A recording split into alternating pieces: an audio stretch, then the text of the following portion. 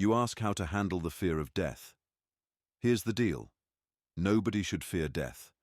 What you should fear is never really living. It's not dying that's the problem. It's the thought of it that messes with us. We make the mistake of being afraid of something that's inevitable and beyond our control. Worrying about it is like stressing over the fact that we were born. It makes zero sense. People live like they've got an infinite amount of time and put off the important stuff, spending days caught up in things that don't matter, acting like they'll live forever. But when you look closer, they're just drifting through life. When they get old, it hits them. They've been preparing to live instead of actually living. So, here's what you need to focus on. Stop stressing about how long you're going to live and start focusing on how you're living right now. All that worrying about the future is draining your energy and making what's actually in your control slip away. The fear of death just distracts you from truly living. Death isn't some punishment or evil monster coming to get you. It's natural, and everyone faces it sooner or later. Besides, death doesn't creep up on you in some far-off future. It's happening every day. Every moment you're alive, a little bit of your time is disappearing. So, stop thinking of death as a single terrifying event. Every day, every hour, every minute, you're slowly spending the one resource that's never coming back. Get it through your head. Nothing is scarier than what you're imagining. Your fear isn't based on what death really is. It's based on what you think it is. Worst case scenario, you die and it's over. Why be afraid of that? Before you were born, did you feel scared? No, because there wasn't a you yet. Death is the same thing. It's just going back to that state. You say, it's hard to live without fearing death. Sure, but look at how easily people decide life's not worth it over petty things. If fear can push people to give up life so quickly, don't you think courage or reason can make them face death without all this hand-wringing? No one can live peacefully if they're obsessed with squeezing every last day out of life, thinking that just living longer is the key to happiness. You need to practice letting go so that, whenever the time comes, you can leave without kicking and screaming. Plenty of people cling to life like they're caught in a raging river, grabbing at anything they can, even if it's just thorns and sharp rocks, desperately trying to keep from getting swept away. Most people bounce back and forth in this miserable state, stuck between fearing death and hating life. They don't want to live, but they don't know how to die either. So, make your whole life enjoyable by letting go of this fear. Nothing you own will make you happy if you're terrified of losing it. And when something finally is gone, the only things that hurt are the ones you've convinced yourself you can't live without. Let's take a look at history. The most powerful people were brought down by ridiculous circumstances. Pompey, a guy at the height of power, was killed by a child and a eunuch. Crassus, his end came at the hands of a cocky, brutal Parthian. Gaius Caesar ordered one of his closest allies to bare his neck for an executioner, and then Caesar himself was killed by one of his own officers. No one's been lifted so high by fortune that she couldn't knock them down just as quickly. So, don't be fooled by how smooth things seem right now. Fortune is as changeable as the sea. A calm harbor today can turn into a deadly storm tomorrow. One moment, ships are sailing proudly. The next, they're swallowed whole.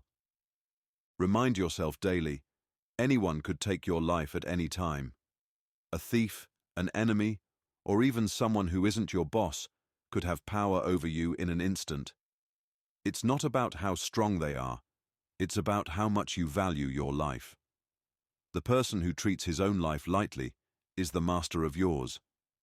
Just think about it. How many people have been killed by their own servants? And how many by the wrath of a king? It's a pretty even split. So why does it matter if you fear the guy with the crown when any random person could have the power to end your life? Seneca's fourth letter to Lucilius explores the fear of death and encourages embracing life with a sense of urgency and purpose. Written in the 1st century AD, this letter embodies Stoic principles meant to guide people toward a life free from the paralysis of anxiety over mortality.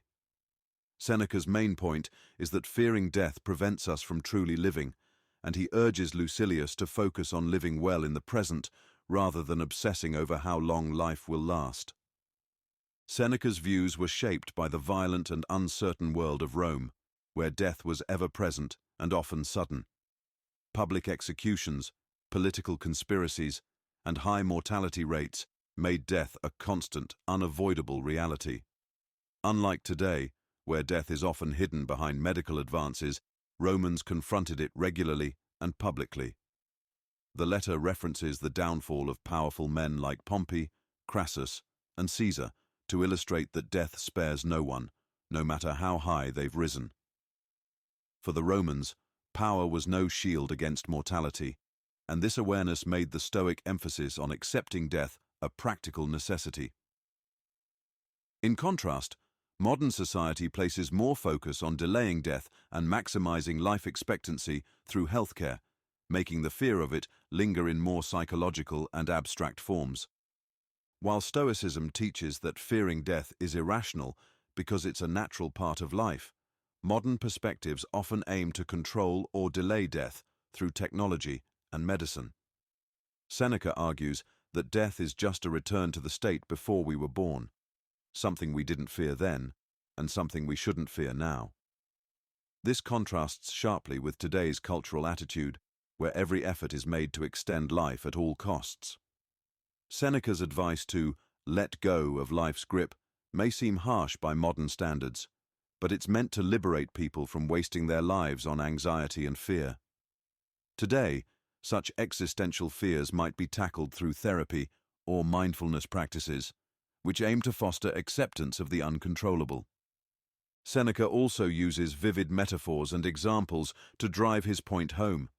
When he compares people clinging to life to someone caught in a raging river, desperately grasping at thorns and sharp rocks, it symbolizes the self-inflicted pain that comes from refusing to accept the inevitable. Similarly, his analogy of death as a return to the state before birth is intended to demystify and normalize the idea of ceasing to exist. The historical examples of Pompey, Crassus, and Caesar underscore how quickly and unpredictably life can be taken away, reminding readers that death doesn't discriminate between the powerful and the weak. Despite the centuries between Seneca's time and ours, some of his thoughts remain strikingly relevant. His emphasis on living in the moment and not being paralyzed by fear echoes today's popular concepts of mindfulness and focusing on the present. His insight that fear is more about what we imagine than reality aligns with modern psychological approaches, like cognitive behavioral therapy, which also teach people to challenge irrational fears. Ultimately, Seneca's message is that obsessing over death ruins the time we have to live. He argues that by accepting death's inevitability, we can free ourselves to focus on what truly matters and live more fully, a lesson that remains as applicable now as it was in ancient Rome. That's it for this time. The 5th letter will be ready soon. Until then, you can check out my other videos. See you in the next video, friends.